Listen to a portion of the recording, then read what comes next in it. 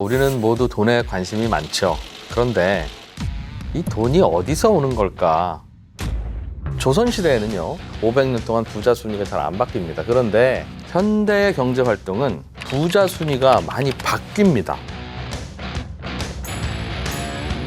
돈이 많으면 오히려 더 최악의 결과가 옵니다. 현대의 경제 활동은 계속 하늘에서 매일 돈이 내려온다라고 상상하시면 돼요. 부자들이 점점 더 부자가 되는 이유는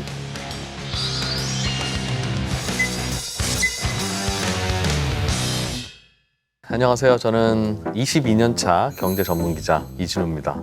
저도 그렇고 여러분도 그렇고 우리는 모두 돈에 관심이 많죠. 그런데 이 돈이 어디서 오는 걸까?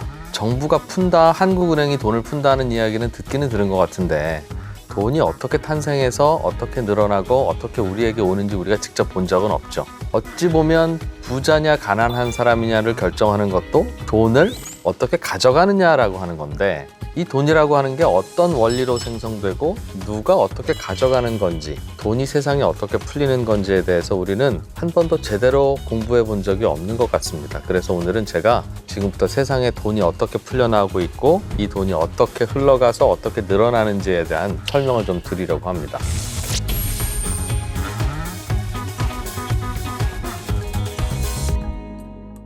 우리는 요즘 부자는 점점 더 부자가 되고 가난한 사람은 점점 더 가난해진다라고 말합니다. 그리고 부자들이 점점 더 부자가 되는 이유는 부자들이 가난한 사람의 돈을 빼앗아가고 있기 때문이다 라고 설명합니다. 마치 부자하고 가난한 사람이 서로 시소를 타면서 부자가 내려가면 가난한 사람이 올라가고 이렇게 시소를 타는 것과 같다고 우리는 생각해요.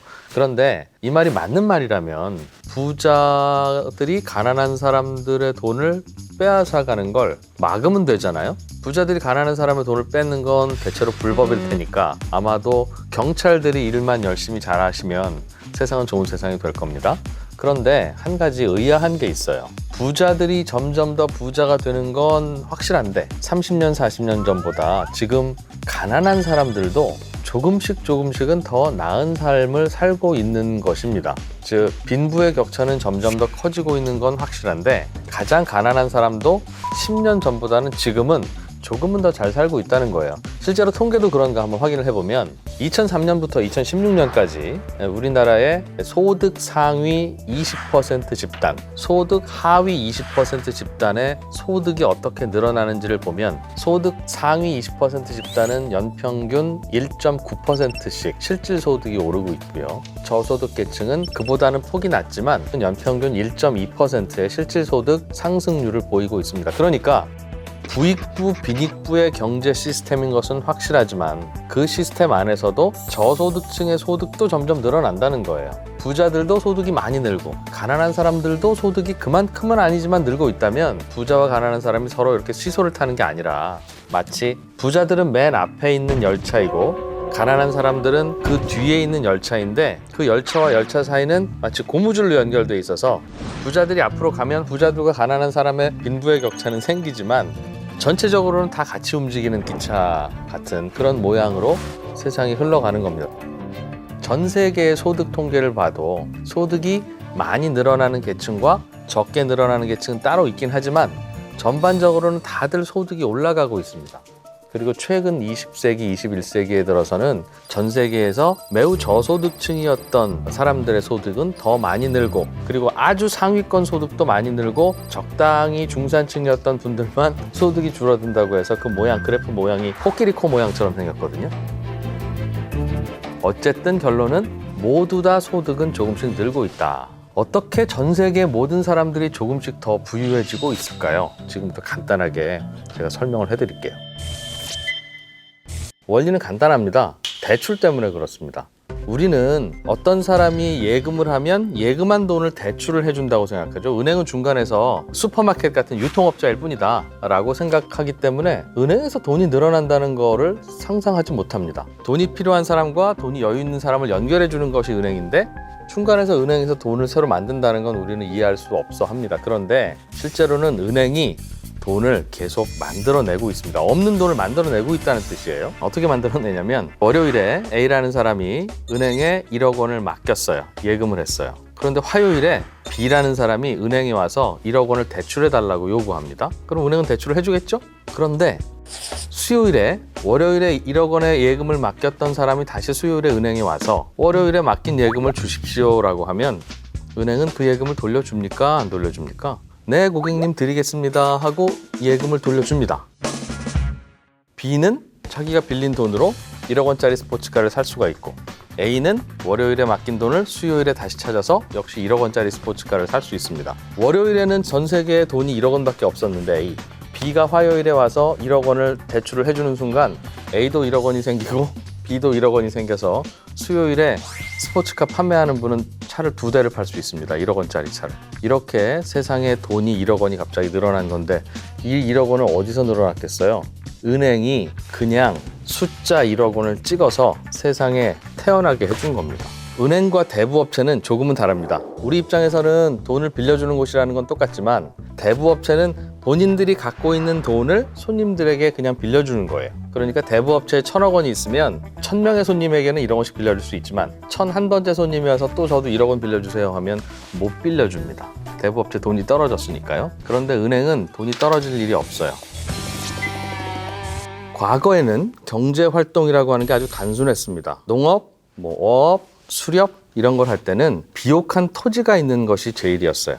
비옥한 토지를 찾아서 농사를 짓고 만약 더 부자가 되고 싶으면 비옥한 토지를 전쟁으로 빼앗아오면 됩니다. 그래서 부자가 누군가가 되면 누군가는 가난한 사람이 되는 이런 제로섬 게임을 하던 것이 과거의 우리 인류의 역사였습니다. 그런데 현대의 경제활동은 계속 하늘에서 마치 장마철에 비가 내리고 겨울에 눈이 내리듯이 조금씩 매일 그 돈이 내려온다라고 상상하시면 돼요. 매일매일 하늘에서 1,000원짜리, 10,000원짜리 지폐가 떨어져 내린다고 생각을 해보죠. 우리. 이게 꼭 좋은 일은 아닙니다. 왜냐하면 떨어지는 족족 이 돈을 누가 쓸어 담느냐의 게임을 해야 되는데 그래서 우리는 이 게임을 힘센 사람이 가져가는 게임으로 하지 않고 누가 더 좋은 제품과 서비스를 만드느냐 경쟁을 벌이면서 서로 가져가도록 그렇게 룰을 만들어 놨습니다.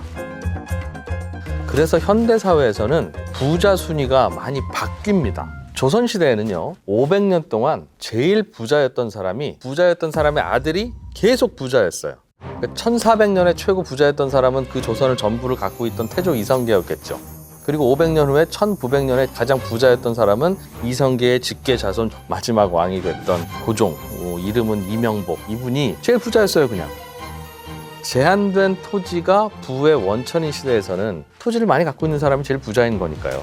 그런데 제일 부자가 왕이잖아요. 그럼 왕의 토지를 어떻게 뺏어옵니까? 그게 반역이죠. 그래서 조선시대에는 500년 동안 부자 순위가 잘 안 바뀝니다. 그런데 지금 전 세계 1위 기업이 어디죠? 애플이라는 회사인데요. 이 애플은 50년 전에는 존재하지도 않았던 회사였습니다. 그런데 그 회사가 지금은 세계 1위의 기업이 되어 있습니다. 돈의 양이 계속 늘어나는 현대사회는 누가 더 좋은 제품과 서비스를 만드느냐 경쟁을 벌이면서 서로 가져가도록 그렇게 룰을 만들어 놨습니다. 누군가는 벌어들일 텐데 그걸 잘 벌어들여서 키운 기업입니다. 그래서 돈이 계속 매일매일 늘어난다는 건 이 과거의 경제 시스템과 현재의 경제 시스템을 구분하는 가장 큰 특징이고 이런 상황이 전 세계에서 벌어지고 있습니다라는 걸 이해를 해야 우리는 투자를 어떻게 하는지도 알 수가 있어요.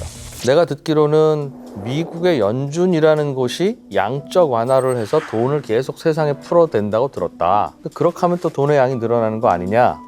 맞습니다. 그렇게 늘어나기도 합니다. 제일 처음에는 돈이 잘 안 풀리면 금리를 낮춰서 대출을 더 많이 받도록 그렇게 유도를 하는데 그래도 잘 안 늘어나면 알고 계시는 양적 완화라는 수단으로 중앙은행이 돈을 찍어서 시중에 채권 갖고 있는 사람의 채권을 사들입니다. 그러면 그분의 주머니에는 채권이 있다가 현금이 있는 걸로 바뀌겠죠.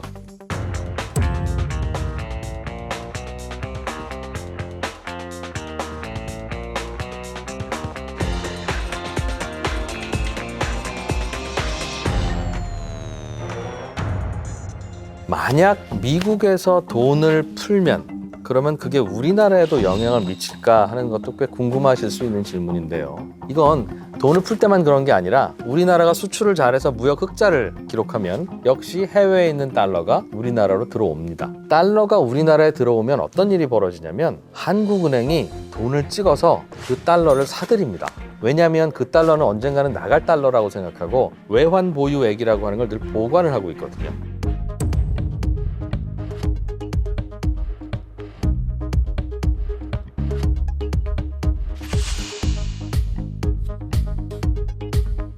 그래서 해외에서 달러가 들어오면 그건 한국은행이 사들이는데, 한국은행이 사들인다는 건 한국은행이 찍은 돈을 시중에 내놓는다는 뜻입니다. 그렇게 대출 창구에서 돈이 늘어나고 또 미국이 양적 완화를 통해서 또 해외에서 우리가 물건을 판 무역의 결과로서 흑자를 거두면서 우리나라에는 계속 돈이 늘어나고 있습니다. 와, 그럼 세상에 있는 돈은 계속 늘어나기만 하고 이건 누가 컨트롤을 못합니까? 이렇게 되면 일이 좀 커질 것 같은데요 하는 걱정이 혹시 드실 수도 있겠어요. 맞습니다. 많은 부작용들이 생기고 현대 경제 시스템의 많은 고민은 이렇게 늘어난 돈을 어떻게 하지? 라고 하는 고민이 대부분이에요. 그러나 돈이 늘어나지 않으면 오히려 더 최악의 결과가 옵니다.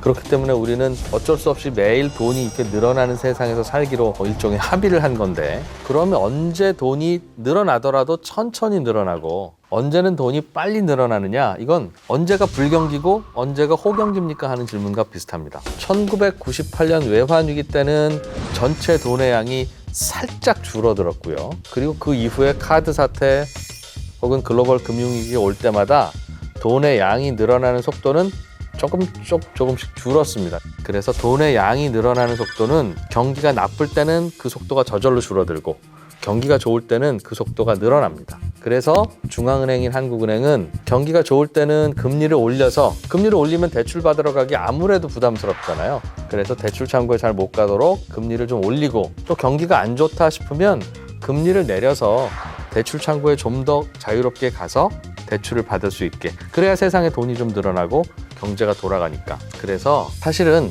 1986년에 그 당시에 우리나라에 풀려있던 돈을 다 더하면 약 한 40조 원 남짓이었습니다. 그런데 지금은 삼성전자라고 하는 기업 하나가 돈 얼마나 있는지 한번 보여주세요 라고 하면 그 책상 위에 이렇게 쌓는 그 돈의 양이 100조 원이 넘습니다. 그리고 우리나라 국민들이 갖고 있는 돈 다 책상에 올려보나 보세요 라고 하면 한 4천조 원 가까이 올려놓게 됩니다. 그리고 늘어나는 이 상황에 우리가 어떻게 대처해야 되는지를 알아야 우리는 세상에 돈이 어떻게 돌고 있고 투자를 어떻게 해야 되는지를 알 수 있습니다. 지금까지는 세상에 돈이 어떻게 풀려나오고 있고 어떻게 늘어나고 있다는 이야기를 해드렸는데, 그러면 돈이 점점 이렇게 많이 풀려나오고 있는 이 세상은 좋은 세상으로 가는 징조일까요? 아니면 망해가는 징조일까요? 둘 중에 꼭 하나만 꼽자면 돈이 점점 늘어나는 세상이 그래도 돈이 안 늘어나는 세상보다는 훨씬 좋은 세상입니다. 돈이 늘어나는 이유는 대출 때문이고, 대출이라는 건 우리에게는 빚이고 부채잖아요. 우리는 대출과 부채는 늘어나면 나쁜 거다라고 생각을 하고 있죠. 그런데 마치 이거는 요즘 아이들이 밥을 너무 많이 먹어서 비만이 생겨서 예전에는 없던 성인병도 아이들에게 생기고 있어요 하는 거하고 비슷합니다. 밥을 많이 먹고 운동을 안 하니까 그렇게 되는 것인데, 그렇다고 밥이 충분히 공급되는 이 상황이 나쁜 건 아니잖아요. 아이들이 그걸 조절을 못하니까 문제죠. 어른들의 생활도 마찬가지입니다. 세상에 돈이 점점 늘어나는 이 상황 자체는 늘어나지 않을 때보다 훨씬 좋은데, 그렇게 늘어나는 돈 때문에 생기는 부작용들이 있기는 있는 것이죠. 그래서 세상에 돈이 점점 더 많이 늘어나고 있고, 그 늘어나는 돈이 어떠한 결과를 가져오는지에 대해서 간단하게 설명을 좀 드리려고 합니다.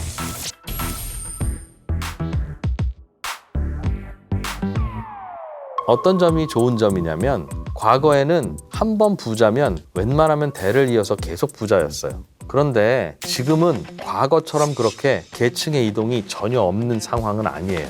왜냐하면 지금은 눈이 내리듯이 계속 하늘에서 돈이 떨어진다고 했잖아요. 돈이 늘어나기 때문에 그 늘어나는 돈을 가져오면 부자가 되는 거예요. 그러니까 물론 부자 되기는 과거에도 지금도 매우 어렵습니다만은 과거와 비교하면 부자 되기가 좀 더 쉬워졌다. 그래서 돈의 양이 늘어나지 않는 시대에는 남의 부를 약탈해서 가져와야 내 부가 늘어납니다. 그러니까 모든 노력을 약탈을 하는 데 쏟고 그렇게 힘을 기르는 데 쏟고 그런데 생각해 보세요. 과거에 약탈을 해서 갖고 오면 내가 부자가 됩니까? 왕이 부자가 되죠. 평민들의 삶이 윤택해지려면 누군가는 좋은 농기구를 만들어서 일하기 편하게 만들어줘야 되고 또 누군가는 좋은 옷을 만들고 누군가는 좋은 집을 지어서 평민들이 그걸 서로 사고팔고 하면서 삶의 수준이 높아져야 되는데 좋은 농기구를 만들려면 대장간이 있어야 되잖아요. 그런데 대장간 차리려면 돈이 있습니까? 안 먹고 안 입고 차근차근 돈을 모아서 수십 년 동안 모은 돈으로 대장간을 하나 만들어야죠. 그런데 기껏 대장간을 만들었는데 왕이 자, 옆 나라를 치자 하고 전쟁을 선포하면 또 대장간은 망하잖아요. 이런 일이 비일비재하니까 사람들은 대장간을 만들지 않습니다. 그러다 보면 아무도 좋은 칼을 만들지 않고 아무도 더 좋은 옷을 만들지 않고 그래서 과거에 수천 년 동안 우리의 삶의 질이 늘 그대로였던 거예요. 그런데 현대사회에 와서 대출이라는 시스템, 즉 아끼고 모으고 절약해서 20년 동안 모아야 대장간을 만들 수 있는 게 아니라 내가 대장간을 만들 수 있는 능력이 있습니다. 그리고 칼 잘 만듭니다. 라는 걸 은행이 인정하기만 하면 여기 있습니다. 라고 대장간 만들 돈을 빌려주는 그러니까 대출받은 돈으로 대장간을 만들면 대장간에서 좋은 칼을 만들고 또 좋은 칼을 누군가가 사서 쓰기도 하고 이러면서 그 덕분에 돈의 양이 늘어나기는 하지만 돈을 벌 수 있는 방식이 다양해지면 사람들은 전쟁을 일으키지 않아요. 과거보다 현대에서 전쟁이 덜 일어나는 이유는 핵무기가 무섭기 때문이기도 하지만 굳이 전쟁을 일으켜서 돈을 버는 거 말고는 다른 방법이 없는 과거와 비교할 때 좀 더 다양한 옵션들이 생겼기 때문에 그렇습니다. 그러나 세상 일이 좋기만 한 게 어디 있어요. 대출이 늘어나고 그것 때문에 돈의 양이 늘어나면 누군가가 그 돈을 갖겠죠. 그 돈을 갖고 소비를 하는데 그때부터 약간 문제들이 벌어지기 시작합니다. 우리들의 주머니에 돈이 넉넉해지면 우리는 소비를 하는데요. 소비를 할 때 어떻게 소비를 합니까? 예를 들면 휴대폰을 산다고 가정해보죠. 여러분은 휴대폰 메이커는 굉장히 많은데 그중에서 어떤 휴대폰을 사고 싶으세요? 머릿속에 떠오르시죠? 대부분의 경우에는 애플 아니면 삼성전자 휴대폰을 선택하죠. 왜? 그게 좋으니까. 그러면 돈이 점점 많이 늘어나서 우리 주머니에 돈이 생겼는데 그 돈으로 휴대폰을 사는데 이 돈은 결국 어디로 가겠습니까? 애플 회사 금고, 삼성전자 회사 금고로 들어가서 쌓입니다. 그리고 다른 휴대폰 만드는 회사는 비슷하게는 만드는 것 같은데 한 몇 퍼센트 부족하다는 이유로 사람들이 외면하고 안 삽니다. 그래서 소비가 늘어나면 기업들의 양극화가 자연히 벌어져요. 왜? 소비자들은 조금이라도 좋은 걸 사거든요. 예를 들면 여러분 점심시간에 나가서 무슨 밥을 먹을까? 라고 결정할 때는 조금이라도 맛있고 조금이라도 가성비 높은 음식 고르잖아요. 그러니까 어떤 식당은 줄을 서는데 어떤 식당은 파리를 날리죠. 그래서 점점 더 양극화가 심해집니다.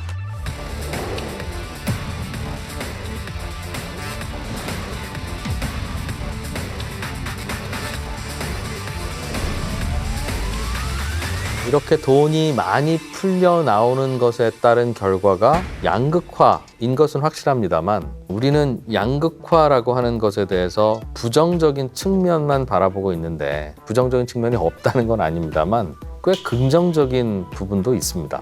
양극화라는 거는요. 어떠한 좋은 서비스, 좋은 제품을 예전보다는 더 많은 사람들이 쉽게 접할 수 있게 됐다는 뜻입니다. 예를 들면 서울 대치동에 아주 유명한 수학 강사가 있습니다. 그 이름을 김철수라고 해보죠. 과거에는 김철수 선생님의 강의는 대치동 근처에 사는 학생들만 들을 수 있었습니다. 그래서 서울 대치동에 있는 김철수 선생님의 월급이나 읍내에 있는 작은 학원에 있는 수학 강사인 김칠수 선생님의 월급은 비슷했습니다. 양극화가 벌어지지 않았죠. 그런데 그 읍내에 사는 학생들은 김철수 선생님이 분명히 더 잘 가르치는데 김칠수 선생님의 강의를 들어야 하는 상황이었지 않겠습니까?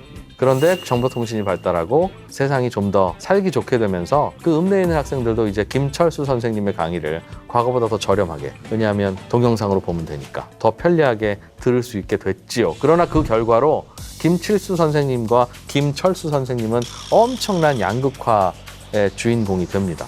그래서 김칠수 선생님 입장에서는 이 양극화가 너무 괴롭습니다. 그리고 그분의 입장에서는 나쁜 것이고요. 또 그분도 우리나라 국민이니까 당신이 참으라고 할 수는 없을 거예요. 그분도 우리가 케어해야죠. 그러나 결과적으로 김칠수 선생님과 김철수 선생님의 소득이 벌어진 이 현상은 전국의 수험생들에게 그리고 전국의 공부하는 학생들에게는 결과적으로는 좋은 결과입니다. 그래서 우리는 양극화라고 하는 것이 좋은 점과 나쁜 점이 따로 있지만 그게 꼭 반드시 나쁘니까 없애줘야 하는 것이고 반드시 좋으니까 이쪽으로만 가는 것이 좋다라고 하는 두 가지 의견 모두 장단점이 있는 거고요. 그리고 양극화가 심해지면 어떤 일이 벌어지냐면 여유로운 기업에는 돈이 남습니다. 애플은 돈을 벌다 주체하지 못해서 이제는 자사주를 사서 태워 없애기도 하고 이 돈을 어떻게 쓰느냐가 고민입니다. 삼성전자도 뭐 마찬가지고요. 돈을 많이 버는 기업들, 돈을 많이 버는 사람들은 이 돈을 어떻게 굴리고 어떻게 해야 될지가 참 고민이에요. 그러나 더 투자할 곳은 마땅치 않는데 계속 돈이 들어오면 이 돈은 어딘가에는 맡겨야 되는데 이 돈이 많기 때문에 세상에 이 돈을 빌려갈 사람을 손들어 보세요라고 하면 낮은 금리로밖에 돈을 빌려줄 수가 없어요. 돈이 넘치니까. 그래서 세상이 점점 양극화되면 자연스럽게 저금리가 될 수밖에 없습니다.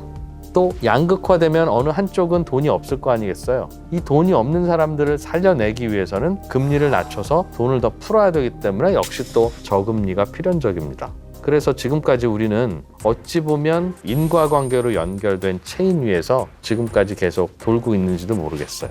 무슨 얘기냐면 경제를 살리기 위해서 대출을 늘리고 대출을 늘리면 통화량이 늘어나고 늘어나는 통화량으로 사람들의 주머니는 풍족해지고 그 풍족한 주머니를 갖고 있는 사람들은 자기가 원하는 대로 소비를 하는데 그러다 보면 좋은 제품, 좋은 서비스를 만드는 회사에 돈만 늘어나고 그러다 보면 그들이 갖고 있는 자금은 어딘가에는 투자가 돼야 되는데 투자할 곳은 없으면 결국은 1%라도 이자 주겠다는 곳에 빌려줘야 되고 그러면 금리가 낮아지고 금리가 낮아지면 사람들은 대출을 더 받습니다. 그건 굳이 설명 안 해도 알 수 있겠죠. 그러니까 계속 도는 거예요. 금리가 낮으니 대출이 많아지고 대출이 많아지니 통화량이 늘어나고 소비가 늘어나고 양극화가 되고 돈이 남고 다시 금리가 낮아지고 대출이 늘어나고 이 과정에서 세상의 돈은 점점 늘어납니다. 그래서 제가 지금까지 말씀드린 내용을 한마디로 요약하면 세상의 돈이 점점 늘어나는 건 필연적인 현상이다. 그래서 앞으로도 계속될 가능성이 높습니다. 이 필연적인 현상을 바꿀 수 있는 방법은 가끔은 있습니다. 예를 들면 대출이 늘어났는데 그래서 통화량이 늘어났는데 사람들이 소비를 안 할 수도 있죠. 전쟁이 난다든가 갑자기 두렵다든가 그럴 때도 있어요. 또 사람들이 소비를 했는데 기업이 양극화 안 되는 경우도 있습니다. 그럴 리는 별로 없을 것 같은데 사람들이 갑자기 야, 저 중소기업이 좀 불쌍하다. 나는 앞으로 한 2년은 아이폰이나 삼성폰 안 쓰고 저 이름 없는 폰을 쓸 거야 라고 사람들이 생각하기 시작하면 양극화가 덜 되긴 하겠죠. 아니면 양극화가 벌어지지 않게 하기 위해서는 또 하나의 방법이 있긴 있습니다. 뭐냐면 많이 버는 대기업이 중소기업들을 좀 도와주는 거예요. 우리는 아주 간단한 방법인데 대기업이 욕심을 내는 바람에 그걸 안 한다라고 생각을 하고 좀 더 욕심내지 마세요 라고 하면 대기업들이 그렇게 도와줄 것 같지만 실제로는 그게 어려운 이유는 욕심 때문이 아니라 예를 들면 삼성전자에 무슨 제품을 납품하는 중소기업이 있다고 치죠. 이 중소기업은 삼성전자에만 납품하는 게 아니라 애플에도 납품하고 화웨이에도 납품합니다. 그런 회사가 좋은 회사거든요. 그런데 삼성전자가 이 중소기업에게 더 후한 대금을 주거나 아니면 뭔가를 지원을 해주거나 하면 이 중소기업은 그렇게 해서 힘을 키워서 더 좋은 제품을 더 저렴하게 애플과 화웨이에도 납품을 합니다. 결과적으로 그게 경쟁사를 살찌우게 되면 삼성전자 주주들 입장에서는 바보짓을 한 게 된 거예요. 그렇지 않겠습니까? 그리고 이런 생각을 해보죠. 10억에 산 아파트가 20억이 됐어요. 그래서 시중에 내다 팔면 20억에 팔 수 있는데 어떤 사람은 이런 생각을 할 수 있습니다. 야, 나는 별로 한 것도 없는데 돈을 이렇게 많이 벌었으니 이 아파트를 사러 오신 분에게 20억에 팔 수 있지만 15억에 팔자. 나는 조금만 먹자. 잘못하면 양극화되니까 라고 생각해서 20억짜리 아파트를 15억에 파시는 분이 있습니까? 아니면 그 파는 행위가 과연 양극화를 줄이는 일일까요? 그게 아니라 20억짜리 아파트를 15억에 산 그 운 좋은 다음 사람만 그냥 5억 원을 버는 겁니다. 그렇지 않겠어요? 그래서 어떠한 대기업이 혹은 어떠한 부자가 부를 덜어서 나눠주는 행위라는 건 실제로 실행에 옮기려고 하면 항상 문제가 생깁니다. 우리는 세상이 활발하게 돌아가고 경제활동이 치열할수록 양극화가 심해지고 부의 세습이 심해진다고 생각하지만 실제로는 그 반대입니다. 세상에 돈이 늘어나지 않으면 아무것도 없이 무일푼으로 태어난 우리들은 어디서 돈을 벌겠어요? 스티브 잡스처럼 50년 전에는 아무것도 아니었던 소년이 세계 최고의 기업을 만들려면 경제활동이 활발해지고 돈의 양이 늘어나고 그것 때문에 양극화와 자산 격차는 생길지언정 계속 경제가 활발하게 돌아가야 그중에 나도 한 몫을 가져올 수 있는 것이지, 양극화와 자산 격차가 벌어지는 게 싫다고 돈의 양이 늘어나는 걸 딱 중단을 시키면 경제적으로는 더 큰 충격이 오고요, 더 좋지 않은 사회가 온다는 거예요. 그래서 제가 조금 전에 설명드렸던 그 필연적인 사이클, 대출이 늘어나고 통화량이 늘어나서 소비가 늘어나면 그게 다시 양극화로 연결되고 그게 다시 저금리로 연결되고 다시 대출이 늘어나는 이 상황은 여러 가지 그 과정에서 고민도 생기고 부작용도 생기겠습니다만, 지금까지 우리 인류가 발견한 그나마 가장 괜찮은 경제 시스템이고, 그것이 돌아가는 것에 있어서는 그렇게 되지 않을 별다른 이유가 없어서 앞으로도 점점 더 돈의 양은 늘어나고, 그 늘어나는 돈의 양을 어떻게 누가 가져가느냐의 경쟁, 여기서 우리가 어떻게 대응해야 되느냐를 빨리 아는 게 앞으로 우리가 투자를 어떻게 해야 되느냐를 정해주는 좋은 정답이 될 겁니다. 세상에 돈이 점점 더 많이 늘어나고 있고, 그 늘어나는 돈이 어떠한 결과를 가져오는지에 대해서 간단하게 설명을 해드렸는데요. 그 설명을 굳이 이렇게 해드린 이유는, 그래서 우리는 투자를 어떻게 해야 되는데? 라는 질문에 대해서 답을 좀 드리기 위해서 드린 말씀입니다. 오늘은 앞으로 우리는 투자를 어떻게 해야 되는 게 현명한가? 라는 질문에 답을 드려야 될 텐데요. 결론부터 말씀드리면, 어떤 투자를 하면 여러분이 부자가 됩니다 라고 하는 답은 저는 안 갖고 있습니다. 제가 그 답을 갖고 있다면 지금 여러분은 유튜브에서 저를 볼 수 없을 겁니다. 왜냐하면 저는 몰디브에서 편안하게 해변에서 수영을 하고 있겠죠. 그 어떤 경제 전문가도, 그 어떤 투자 전문가도 정답은 알고 있지 않습니다. 그렇지만 우리가 투자를 함에 있어서 알아야 할 원칙은 좀 있는 것 같습니다. 그걸 여러분께 말씀드릴게요.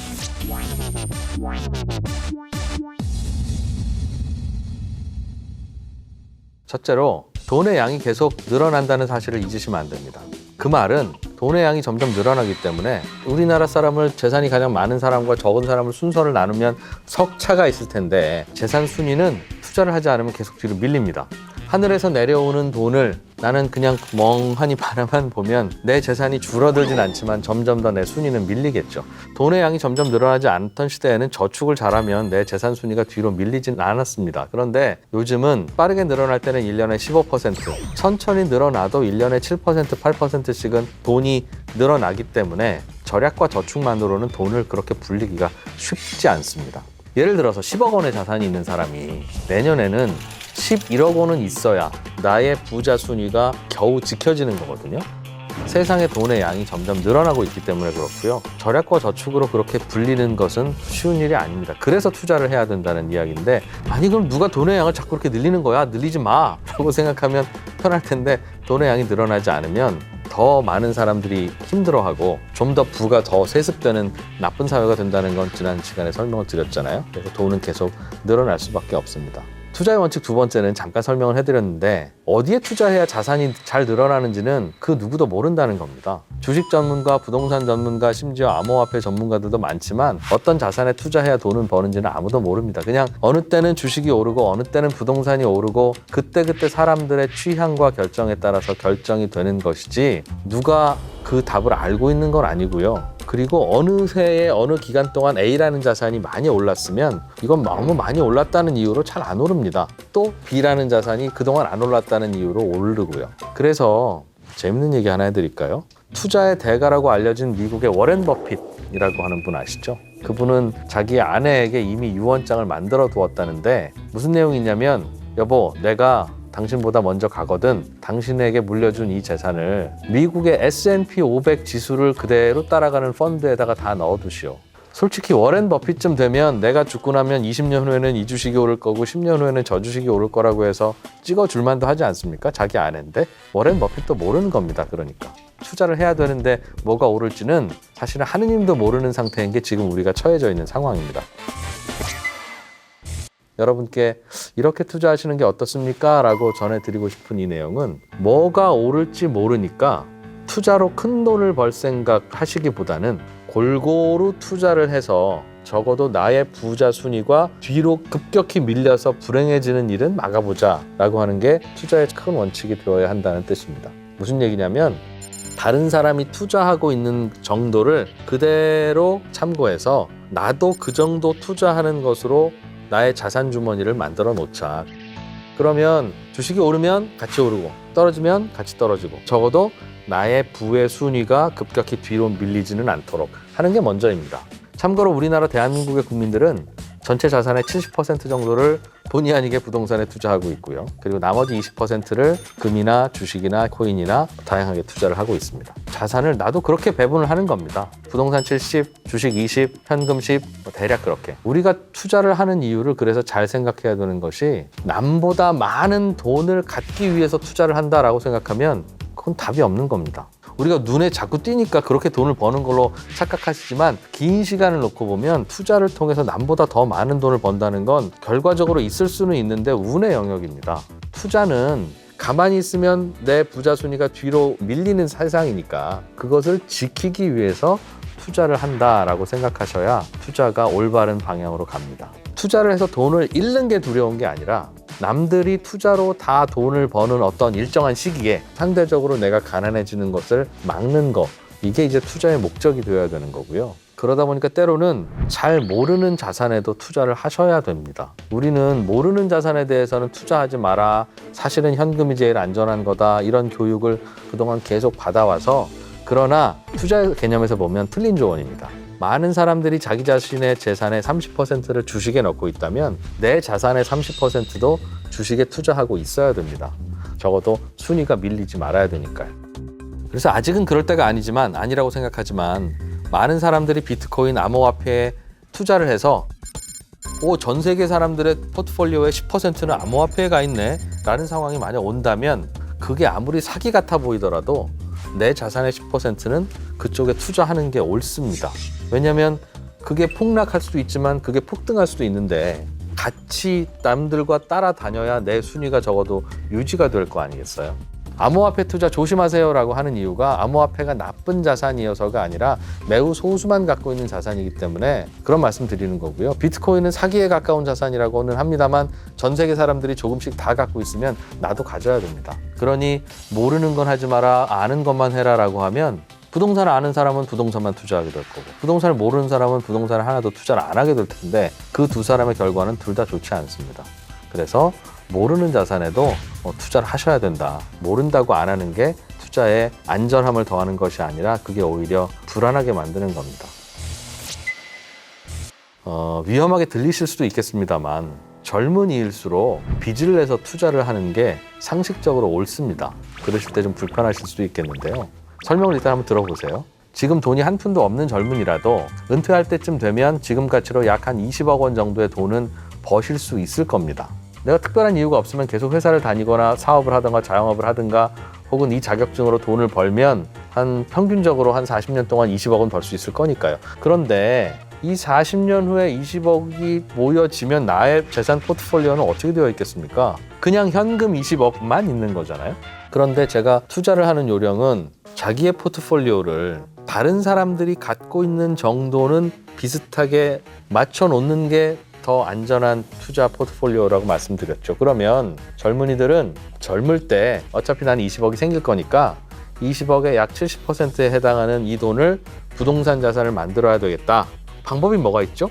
부채와 대출을 끌어들이는 방법밖에 없습니다. 지금 부동산 포트폴리오를 만들어 놓으면 오를 수도 있고 내릴 수도 있습니다.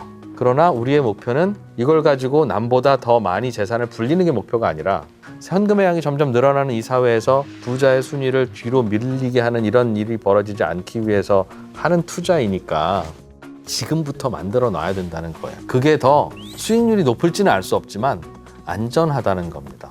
오를 거기 때문에 지금 사라는 말씀이 아니라 다른 사람들이 만들어 놓은 포트폴리오대로 유사하게 빨리 만들어야 오를 때는 같이 오르고 내릴 때는 같이 내리면서도 이것 때문에 내 삶이 영향을 받지 않는 상황이 되기 때문에 그렇게 하셔야 되는 겁니다. 반대로 내 나이가 60살이다. 이분은 얼른 부동산을 파셔야 됩니다. 왜냐하면 앞으로 현금 들어올 일이 없잖아요. 이분은 나이가 60세시니까. 그럼 갖고 있는 현금은 계속 줄어들 거 아니겠습니까? 5년 후, 10년 후에는 나는 현금이나 주식은 별로 없고 부동산만 있는 상황이 되는 겁니다. 이분도 미래에 내가 어떻게 될지 생각하고 지금부터 부동산을 파셔야 되는 거예요. 젊은 분일수록 가만히 나의 상황을 들여다보면 나는 현금이 너무 많구나 라는 걸 알게 되실 겁니다. 회사에서 월급을 받는데 월급으로 주식이 나오겠습니까? 현금이 나올 거 아니겠어요. 계속 앞으로는 나는 현금만 들어오는 사람인 겁니다. 그런데 자산 전체를 현금으로 만들면 안 되니까 빨리 현금이 아닌 자산을 젊을 때는 만들어야 되는 거고요. 그래야 전체적인 포트폴리오가 무너지지 않는 거죠. 그리고 그 과정에서 돈이 필요하면 과감한 대출이 필요하다. 젊은이들은 미래에 들어올 현금이 있으니까 그걸 미리 당겨서 쓰는 건 나쁜 일이 아니라 효율적인 일입니다. 과거에 우리가 농경사회에서 생활할 때는 곡식을 낭비했다는 결과이기 때문에 빚을 내는 거예요. 그러니까 좋지 않은 겁니다. 지금도 그래? 그러면 대출을 끌어서 내가 갖고 싶었던 수입차를 사야겠어 라고 하는 대출은 바람직하지 않습니다. 그러나 자산 포트폴리오를 만들기 위해서 대출을 활용하는 것은 젊은 나이일수록 적극적으로 활용을 해야 그 포트폴리오가 빨리 만들어집니다. 부동산 70, 주식 20, 현금 10이 바람직한 포트폴리오는 아닙니다. 결과적으로는 어떤 게 더 좋은 수익을 낼지는 알 수 없어요. 워렌 버핏은 주식 90, 부동산 5, 현금 5가 제일 좋다고 해서 본인도 그렇게 살잖아요. 그리고 본인은 집 한 채밖에 없다고 하지 않습니까? 누가 맞을지는 모릅니다. 그러나 우리의 투자 목표가 적어도 자산 가격이 움직이는 과정에서 자산 순위가 뒤로 밀리는 걸 막기 위해서 하는 것이 투자라면 포트폴리오를 짜야 된다.